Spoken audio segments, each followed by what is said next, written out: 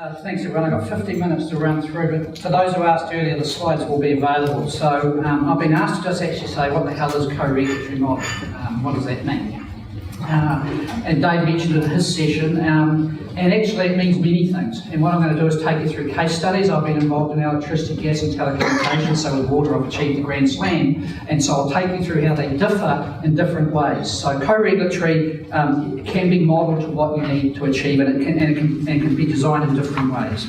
And as the Minister said, she wants a conversation about a new regulatory system, so that's what we're engaged with. And our key point here, the key point if you take nothing else out of this, is that co-regulatory is about ensuring that the knowledge of the technical knowledge of what's going on in asset management is brought to the table, particularly around rule design, technical specification, approach and that sort of thing, as opposed to operating in a vacuum, which generally means empire building and high costs. So how can we get a system that achieves the outcomes we want, but in an appropriate way that gets long-term buy-in? So what does it mean?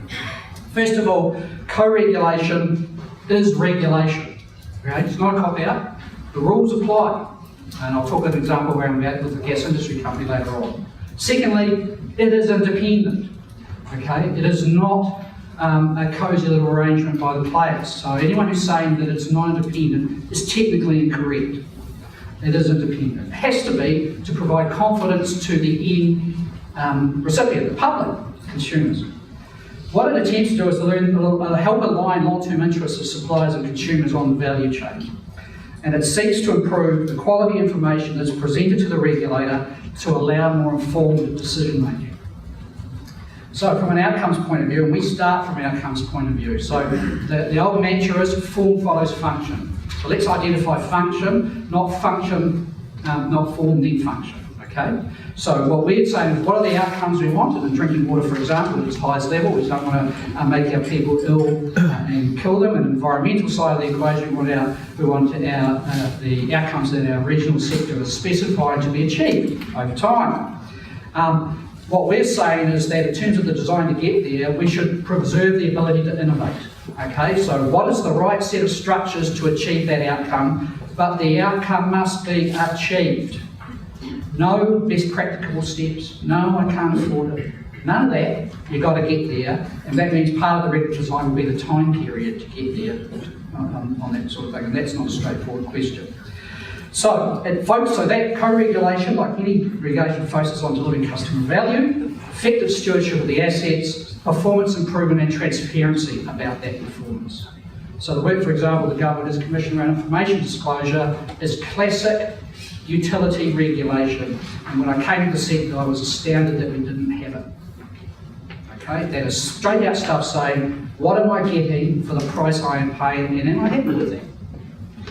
Outputs and interventions, however, may differ because you've got better information from the regulatory point of view, and you also build a better regulatory culture. It's more collegial, which is my point. We've actually thought about, we don't have to go into this, but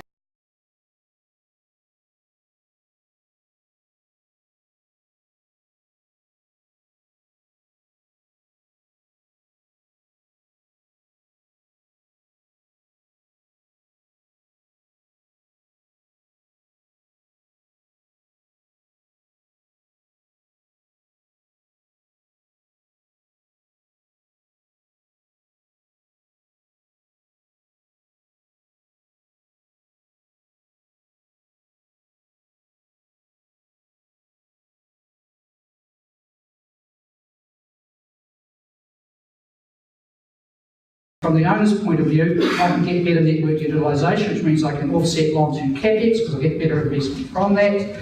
Financial management improves and asset management improves. But as I say, I'll talk through these quickly. What benefit does co-reg bring? First of all, you get shared regulatory outcomes. There's buy-in from the sector that's being regulated. There's therefore less adversarial. That doesn't mean there isn't adversarial discussions. It's just less, more collegial. You get better information, as I said, you get better performance and transparency, and actually, let's not forget, and I just had a discussion with one member over the break, regulation costs money. We've talked about the cost of the assets to improve, but the regulatory framework costs money too. That's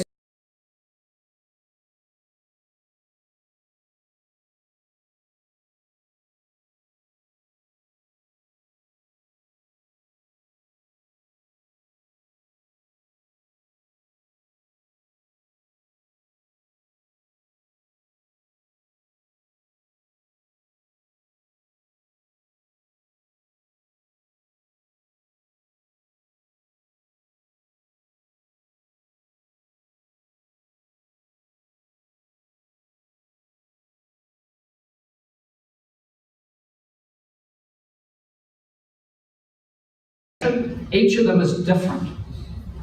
Okay, so let me talk about the gas market regulation. So, under Part 4A of the Gas Act, which the previous Labor government brought in this new regime, the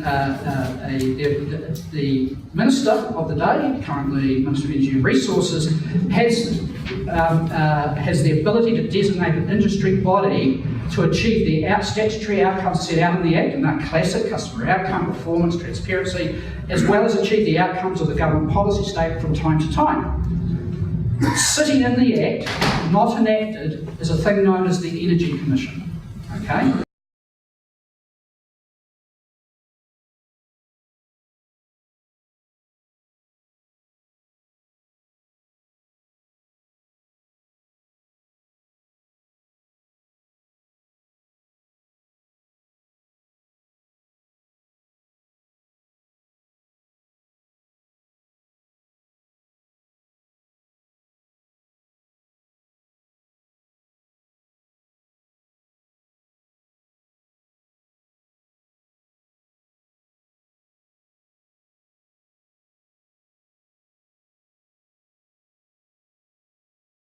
The various arms of the industry, and they ensure that that decision making is appropriate, but be under no illusions that the independents are in the majority and hence swing the vote.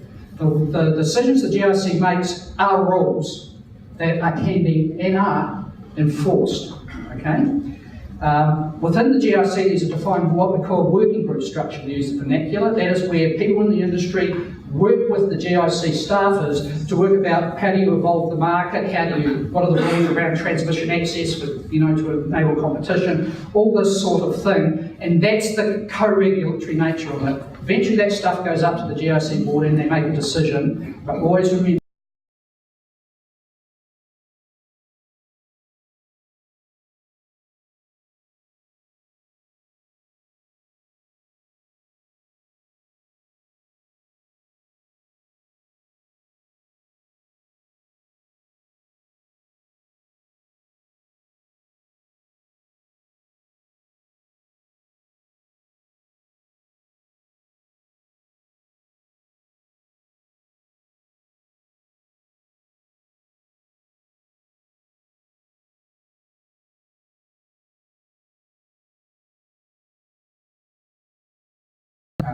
customer switching, but also technical things like measuring how much you're using. And that was known as self-regulation, but I'd even say that was a form of co-regulation, because if you were not achieving the government's outcomes, the threat was regulation, and guess what? It didn't rain in 2001, and we got, that's probably the simplest way David's eyebrows went up. That created a thing called the Electricity Commission, which was that, but even under the Electricity Commission with appointed people, the working group structure and the rule design kept there. The players were at that table, influencing that, giving that information up to the regulator, and to ensure that data and that experience was there. That is now morphed into the Electricity Authority, so it's another thing to point. If people think regulatory design is a snapshot and it's done, I've got news for you. And it's a sophisticated working group process. And what is interesting in my observation of this is that the core mechanics of the wholesale and retail markets have actually not fundamentally changed since 1986. They have at the margin. We've introduced things like real-time pricing and things like that, which I'm bored with. But bottom line is the mechanics are still working. So that's another form of co-regulation. The final one is the TCF. So that's Telecommunications Carriers Form. Under the Telecommunications Act, the Commerce Commission is able to designate a body to be what is known as the Forum. And they have designated the TCF, and that is an organisation made up of all the providers, being from the big ones such as Spark and Vodafone through to what is known as Tier 3 small providers at the margin. They all have representation on the TCF board. I used to chair it. And within the regulatory regime, there is an ability for both the TCF itself to develop codes that are regulation, or for the Commerce Commission to ask the TCF to do that. So, and there are many of these codes now, and they've generally been designed to improve regulatory outcomes over time. The two classic ones that I've noted there are customer transfer, that is what is known as number portability in the old days. That is, if I want to change from Vodafone to Spark on a mobile network, I can, it's easy. It wasn't once upon a time, but that's to incentivise that. And co-siting, that is actually if you've got one mobile tower, that more than the company that owns the mobile tower can use that tower. Because originally that was used to lock out other players in the market. So they've created that, what was those known as access codes, and that has the force of regulation. Okay, so co-compliance, incentive to comply, once again is the regulatory tech. Now I'll give you three examples, sorry, I've got 1 minute to go. 3 examples of that. The point I'm trying to make for you is that you can craft this to the need. The key point is that in each of those different models, the people who are the asset owners who are in a particular market can help shape the regulation, but be under no illusion, it is regulation. Okay. Now, what might be a possible model? When sort of things that, I knocked this up last night, so this is just me thinking out loud. So, for example, in a water system, you'd have a responsible minister. That's an interesting question because, as I say, I've counted about 8 or 9 agencies with responsibility for water in some way, shape, or form, so I'm interested in that stream of work. But let's assume you get a responsible minister. Then we have a statutory and GPS objectives, i.e. what are the outcomes we want to deliver from a health, environmental, and an economic regulation point of view. We've got Anton talk to you about what economic regulation is later on. That then you can set up a new code, like the GRC, I've used the GRC model, majority independence, enforcement entity. That model, for the sake of argument, the asset owners, of which there were 67 or so across the country, give or take, would be shareholders, which is the gas industry model. The little wheel there is the big wheel before, and they can be, for example, part of the outcomes they're designed to achieve over time, plus whatever you want to do from a health perspective, and so on and so forth. And then at that spot, who regulates the sector? So it can work that way. Our policy advisory group asked us to think about, based on the outcomes of the inquiry and the direction of travel signalled in the release paper, there's another one, which hasn't come out yet, what would a drinking water regulatory model look like if you're going, it could be like that. But another one we put in is that the responsible minister is the actual person that approves standards, okay? And what in this sort of formulation, you'd have a separate advisory body to the minister, helping the minister understand what those standards should be, and particularly the cost benefit of those. Because remember, someone's got to pay. The reason and the key point in that slide is it differentiates the regulator or the enforcement entity from the standard setter. So it's my personal view that bundling the setting of the regulation with the enforcement agency in a direct regulatory environment without industry participation is not wise. Okay, so that's to try to put a bit of tension into the system. That's me. John's given me 2 minutes. I'm not using them. And that's all I'll do. I'll take any questions. Cool, that was quick.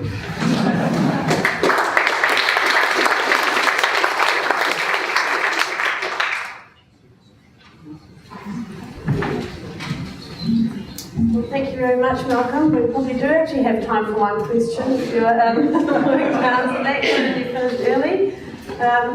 Is there any questions, Malcolm? One at the back here.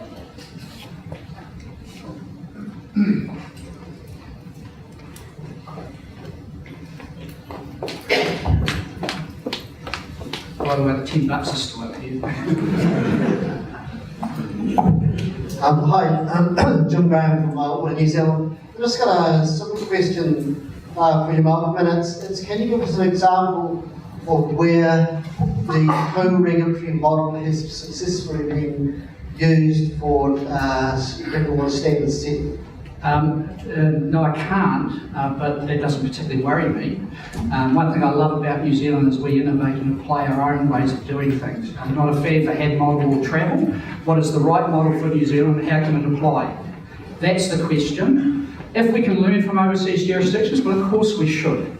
But we need to understand the New Zealand context and apply the right thing. Each of those models has been designed specifically for that. Now, there is a broader issue there, which I've raised with officials, that we'd have a fourth one. We'd have electricity, water, gas, telco. There's a broader machinery government question about whether you want that or not, but that's not my problem. I'm saying I can't point to that necessarily. There may be someone just haven't looked at it. My concern is how do you deliver a right-sized, effective model for New Zealand that is durable and achieves the outcomes over time and is affordable in the long run. That's where I'm coming from.